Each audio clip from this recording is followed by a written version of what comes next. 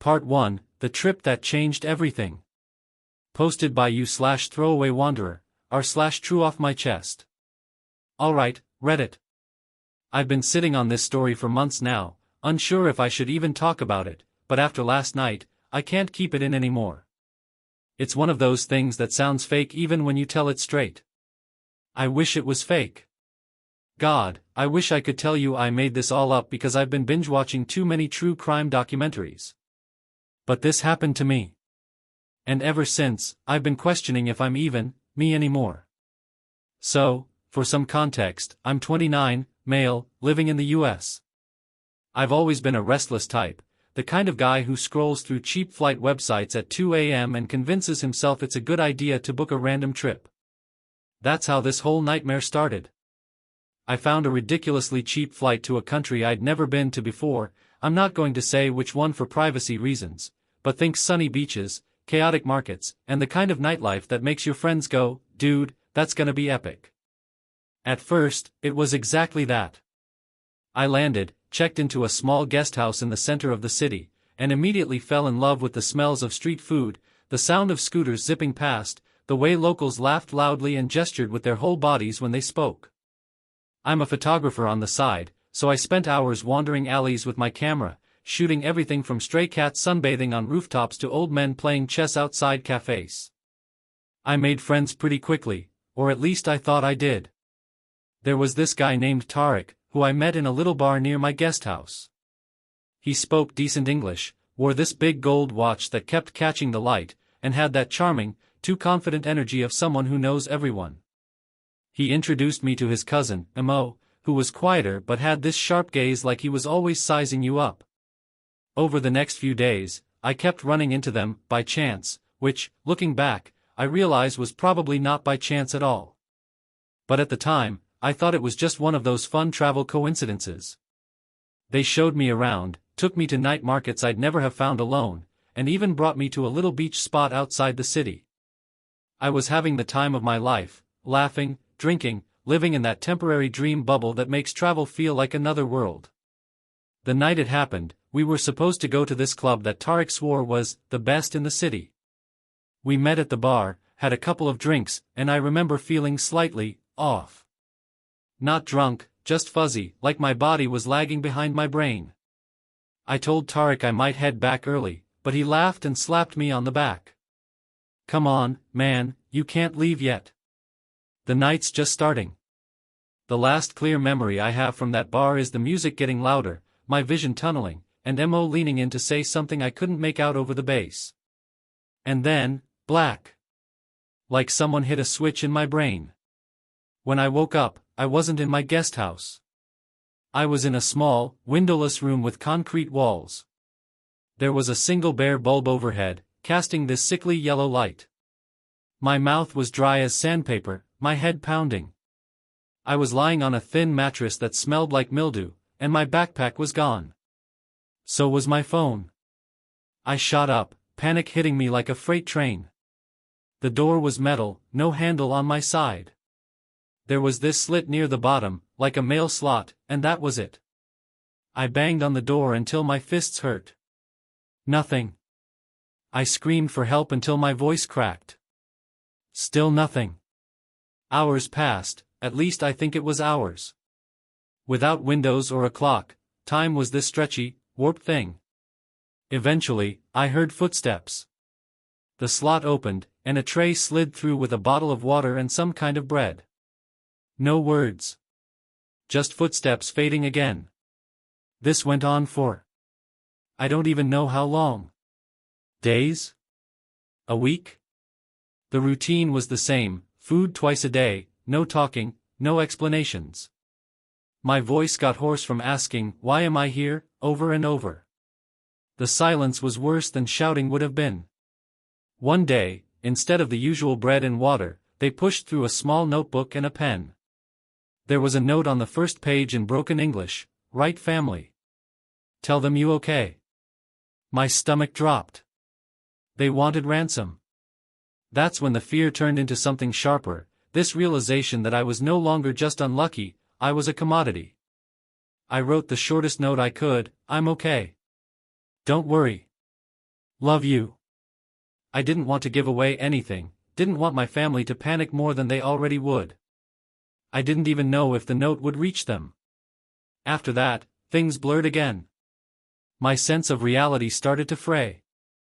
I'd catch myself wondering if maybe I'd been there my whole life and just dreamed my real life. Sometimes I'd wake up from shallow, nightmare-filled sleep convinced there were cameras in the corners, that someone was studying how I reacted. And then, one morning, or night, I still couldn't tell, the door opened. Just like that. No one spoke. Mo was there, holding my backpack. He handed it to me and jerked his head for me to follow. I stumbled out into a narrow hallway, my legs shaking from disuse. They led me up a set of stairs, through a back door, and suddenly I was outside. The sun stabbed my eyes. I blinked and realized I was in an alley behind what looked like a restaurant. Tariq handed me a piece of paper with an address on it. Go there. Don't talk. Someone will take you to airport. And that's exactly what happened. A man in a beat-up sedan drove me in silence to the airport, handed me my passport at the curb, and drove away. Here's the thing, when I landed back home, everything looked normal. My apartment was the same. My neighbors waved like nothing had happened. My friends hugged me and said they were glad I was back. But something's wrong. I can't explain it in a way that doesn't make me sound insane, but I don't feel like I ever really came back. Sometimes I'll look at my hands and they feel like they're not mine. The streets in my neighborhood look slightly off. Like the colors are too saturated or the buildings are just an inch taller than they should be. Last night, I woke up at 3 a.m. and there was a shadow in the corner of my bedroom. I swear it moved when I blinked. I don't know if they did something to me while I was there. I don't know if this is trauma, or if I'm losing my mind, or if... Forget it. I'm shaking just writing this. I'll post the rest soon. Part 2, The Cracks in My Reality. Posted by you/throwawaywanderer, r/true off my chest. It's been 3 days since my last post. I wasn't planning to update so soon, but I had another incident last night. And now I'm starting to think this isn't just PTSD or paranoia. I'll pick up where I left off, because there's a lot I didn't tell you about what's been happening since I came back. When I first got home, everyone kept telling me I looked different. My mom hugged me for an uncomfortably long time at the airport, then pulled back and said, "You've lost weight, and your eyes look darker." I brushed it off: stress, bad food, terrible sleep. But then my roommate, Kyle, who's not exactly a master of subtlety, said, "Dude, are you wearing contacts or something? Your eyes are off." Here's the thing, I checked in the mirror, and they do look darker. Not brown instead of hazel or anything dramatic, but just deeper. Like the color's been turned up a notch. It's hard to explain without sounding like I'm fishing for compliments from my own eyeballs. I also started noticing little inconsistencies. The cafe I go to every Sunday, same barista, same old jukebox in the corner, now plays a song I've never heard before, except everyone around me hums along like it's a classic. My keychain is missing a small dent it's had for years. My phone's calendar app has holidays I've never celebrated. At first I thought, okay, maybe my brain's just filling in blanks wrong after the trauma. But then I started dreaming. The first dream was me, back in that concrete room, except the bulb overhead was brighter, almost blinding. And in the corner, there was a shape. Not a person exactly, more like an outline of a person, made of static, like an old TV screen on the wrong channel. It didn't move, didn't speak. But every time I blinked in the dream, it was closer. When I woke up, I had a dull ache in my right temple, like I'd been clenching my jaw all night. I shrugged it off. Until it happened again. And again. Always the same static figure, always moving closer when I wasn't looking. 2 nights ago, I woke up at 3:12 a.m. to the sound of whispering. Not from outside, from inside my bedroom. My eyes shot open, but the room was pitch black. The whispering stopped immediately, but I swear I felt warm breath against my ear. I turned on the light, heart pounding. The corner of my room, the same corner from the dream, looked darker than the rest of the room. Like a shadow that wasn't reacting to the light. I didn't sleep the rest of the night. Kyle thinks I'm losing it. I told him bits of what happened overseas, left out the weirder stuff. He listened, frowned, then said, "Man, you've got to see someone. Like, a real therapist. This sounds like trauma brain." I'd almost agree with him, if not for what happened yesterday. I was walking to work, same route I've taken for years. About halfway there, I noticed the air smelled different. Not in a bad way, just wrong. Too clean, almost sterile, like walking into a hospital. The colors around me got more saturated, and I swear the sidewalk under my feet felt softer. Then I saw him. M.O. standing across the street. Same sharp gaze, same posture, same damn gold watch glinting in the morning sun. He didn't wave. He didn't move. He just stared. I froze. My brain went white noise blank. By the time a bus passed between us and I could see again, he was gone. I ran the rest of the way to work. The weirdest part? When I got there, my coworker Lisa said, "Hey, you took the day off, right? We covered your shift." Except I hadn't. I was standing there in my uniform, coffee still in my hand. Lisa looked at me like I'd grown a second head. "You're messing with me. You texted me this morning at 7:15 saying you needed a mental health day." I checked my phone. The text was there. Sent from my number. But I didn't send it. That's when I decided I needed to go through my backpack, the same one M.O. gave me when they let me go. I'd avoided it because I couldn't stand the smell of it, like damp concrete and something metallic. I dumped it on my bed. Most of my stuff was there, wallet, a couple of shirts, my camera. But the camera, the memory card was missing. Except there was a new one inside. Unlabeled. Against every screaming instinct telling me not to, I plugged it into my laptop. There were only 3 files. All videos. All less than 30 seconds long. The first was me. Asleep in the concrete room. Filmed from above, like a camera was mounted on the ceiling. I was twitching in my sleep, muttering something I couldn't make out.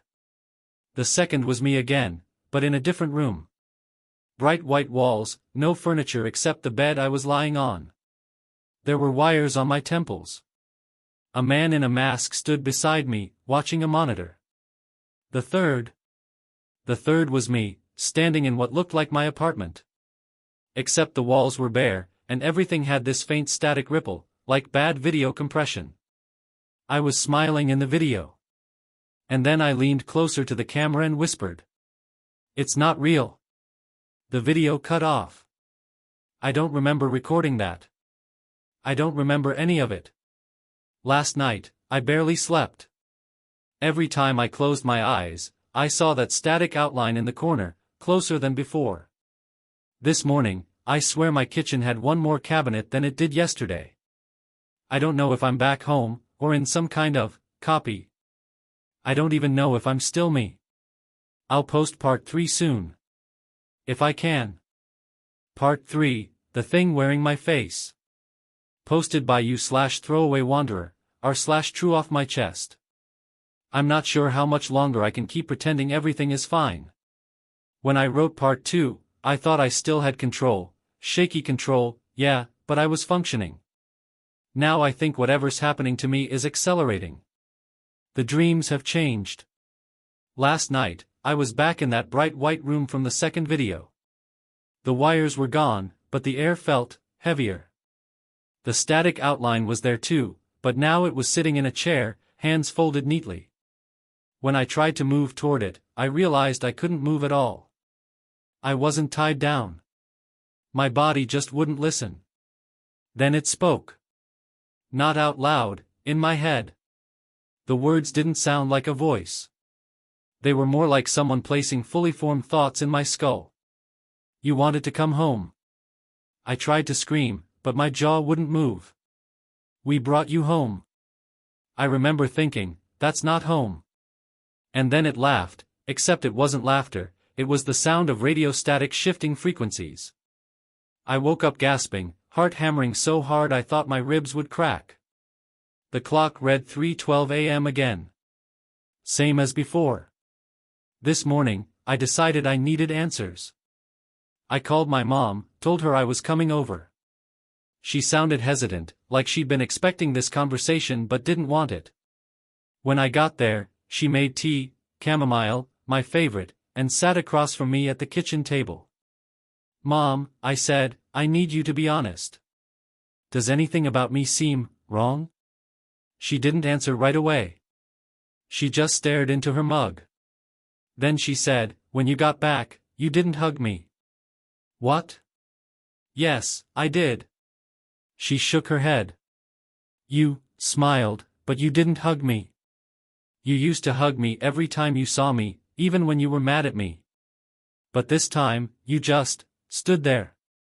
And your voice sounded lower." I told myself it was the stress. Her eyes were wet. "But 2 days ago, you came over. You fixed the squeaky back door. You stayed for dinner. And when you left, you kissed me on the cheek and said, 'I'll see you soon.' I haven't been here in weeks, Mom." Her hand started shaking so badly she had to set the mug down. We sat in silence for a long time. On the drive home, I kept replaying her words in my head. If she wasn't lying, if she really saw me when I wasn't there, then there's something out there wearing my face. When I got back to my apartment, Kyle was gone. There was a note on the counter in his handwriting. "Man, I'm out. You've been talking in your sleep, saying stuff in another language. Last night, your bedroom light was on, and I swear I saw you standing in the corner with your eyes closed. Don't call me for a while." I went into my bedroom. Everything looked normal, except my laptop, which was open even though I'd closed it that morning. On the screen was a video call window. No one was on the other end. Then the feed flickered, and my own face appeared. But it wasn't the laptop camera, the angle was wrong, like the shot was coming from somewhere behind me. I spun around. Nothing. When I looked back, the face on the screen smiled, wider than I can physically smile, and whispered. 3:12. The call ended. At this point, I'm running on adrenaline and instant coffee. I keep hearing faint tapping at my window even though I live on the 3rd floor.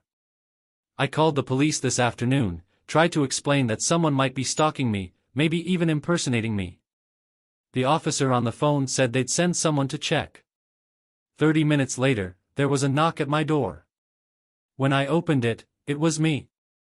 Same clothes I was wearing. Same hair, same faint scar on my chin from when I fell off my bike as a kid. He smiled and said, "You called for help?" I slammed the door. There was silence for a few seconds. Then a whisper from the other side, "It's not real. My phone says it's 3:11 a.m. now. I don't think I'm going to make it to 3:12 without something happening. If this is my last post, and you ever meet someone who looks like me, don't trust them. They might not be from here."